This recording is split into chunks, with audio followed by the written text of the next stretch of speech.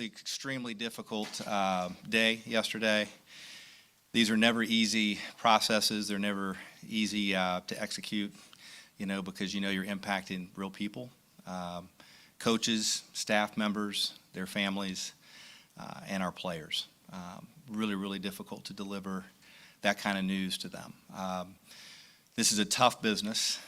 Biff and I talked about that. It really is a tough business, and unfortunately, we just were not making the progress that I felt that we needed to make at this point, and felt we needed to make a change, and that's why we made the decision that we did.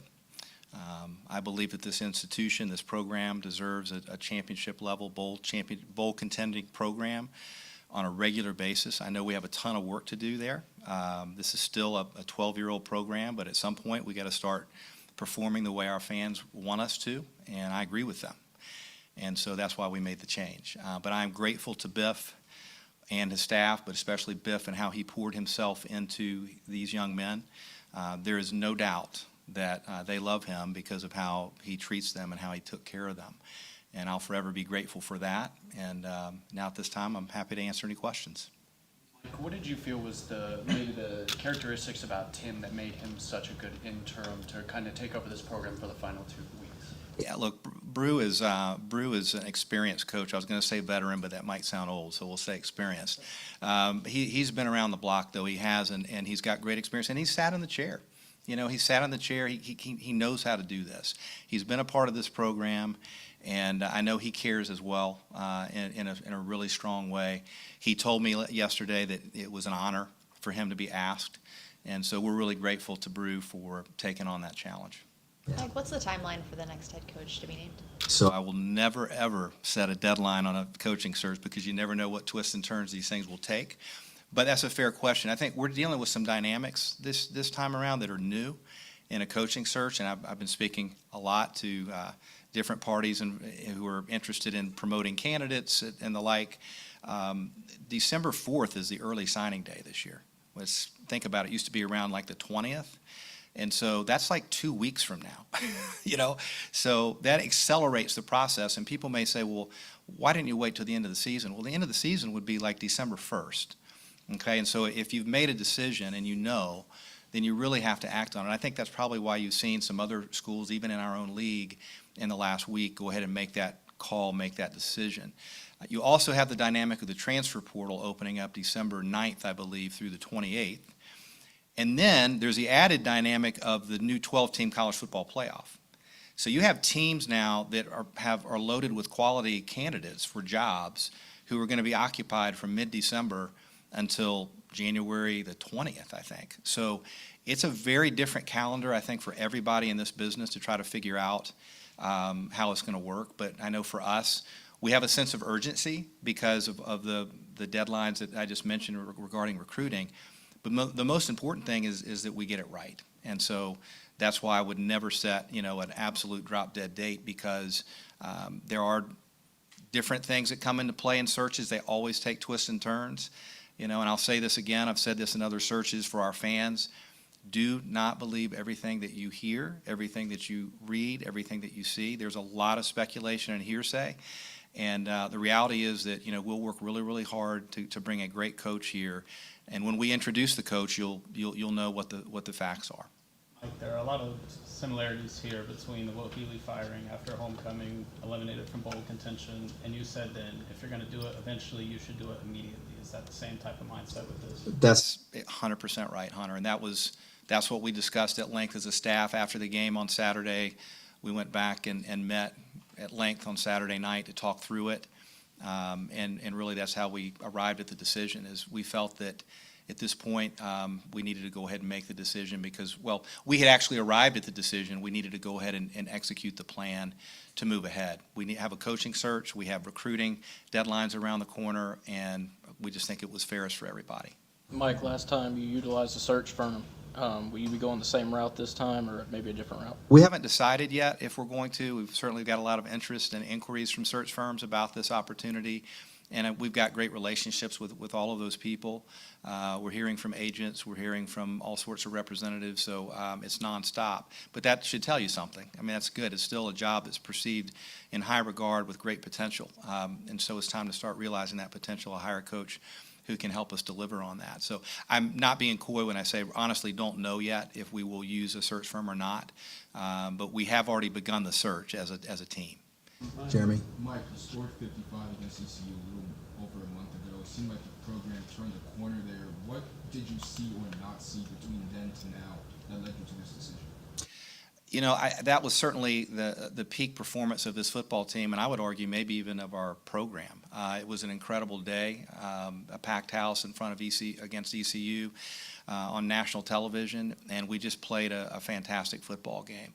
I hate to say this, but unfortunately, in the context of the season, that it looks more and more like an outlier. We see, you know, more of the consistent performance has been inconsistent, if that makes any sense. You know, and so we've been in several games, particularly recently, where it was close at the half, and then we got boat raced in the second half.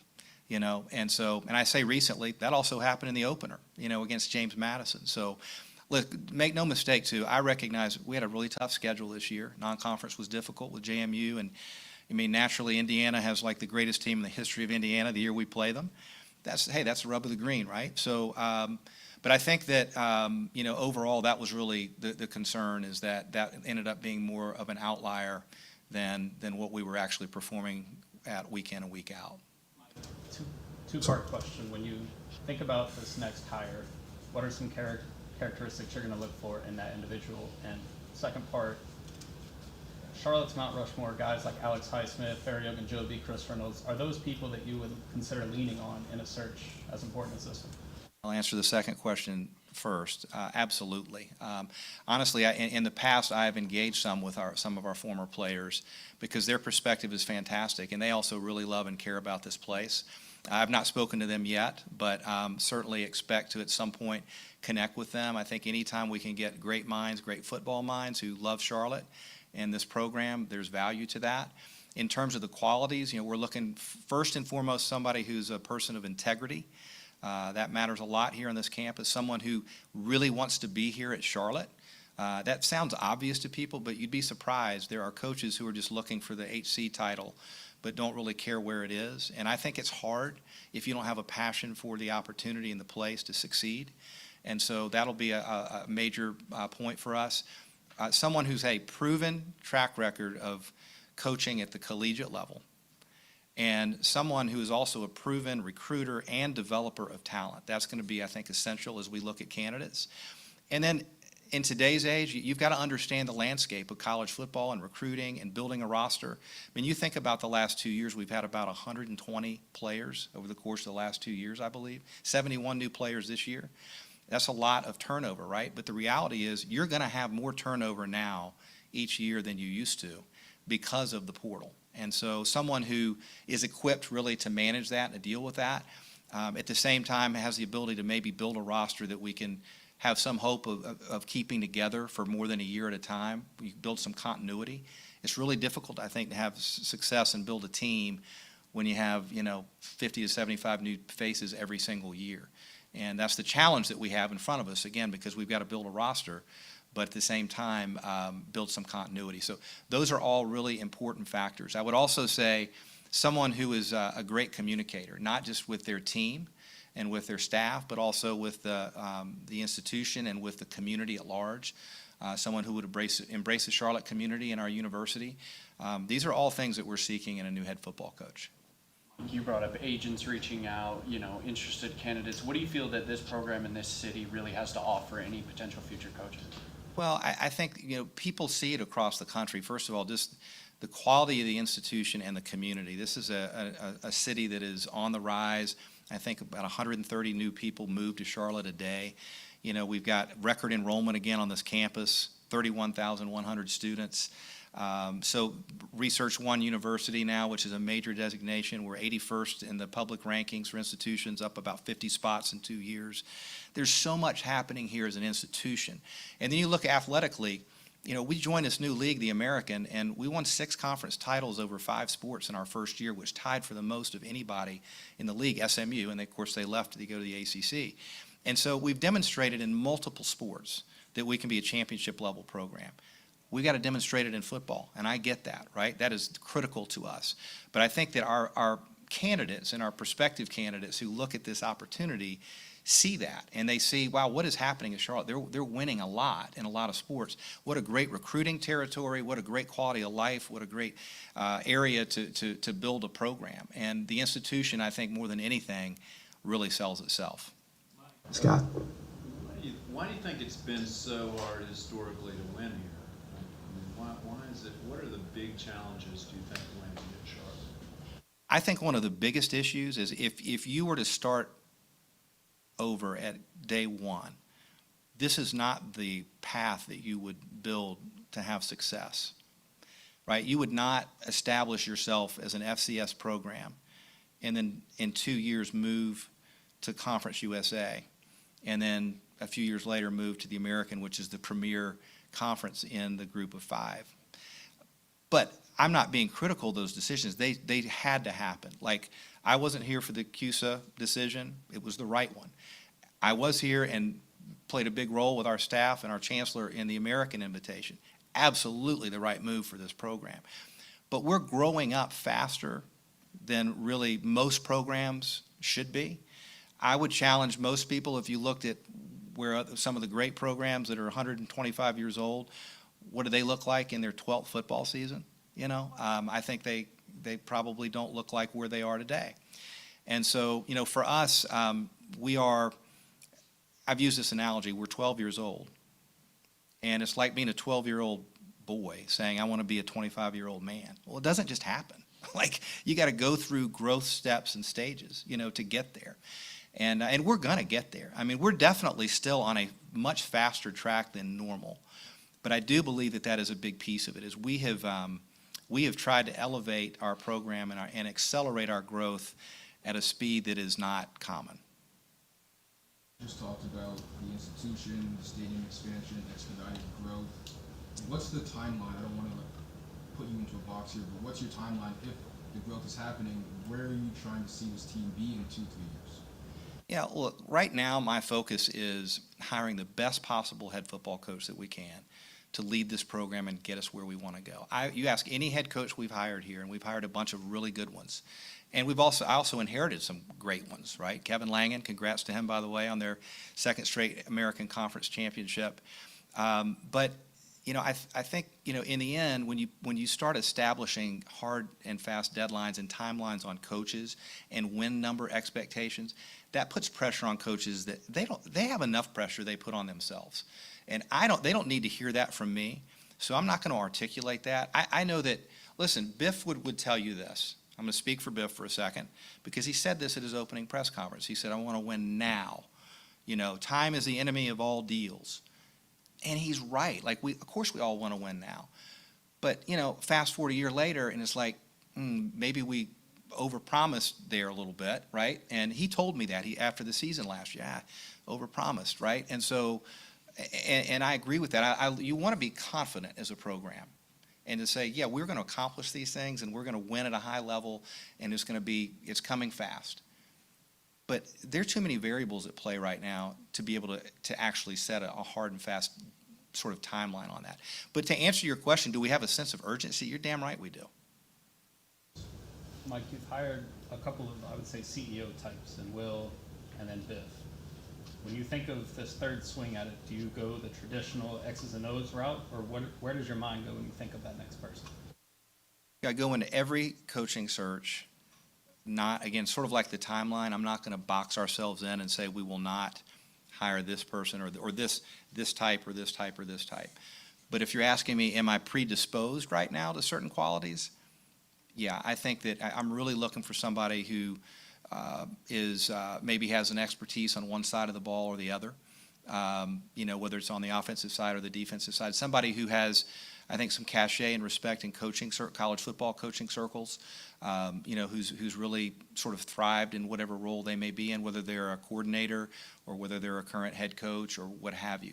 So I think that's fair to say. Now, listen, as a head football coach, you have to have some CEO qualities because you are running an organization that has, 105 players coming up, right? And, dozens of staff members. So you are a CEO, right? But I think that we want to make sure that the next person that we hire, also, brings that to the table in terms of that college football coaching pedigree.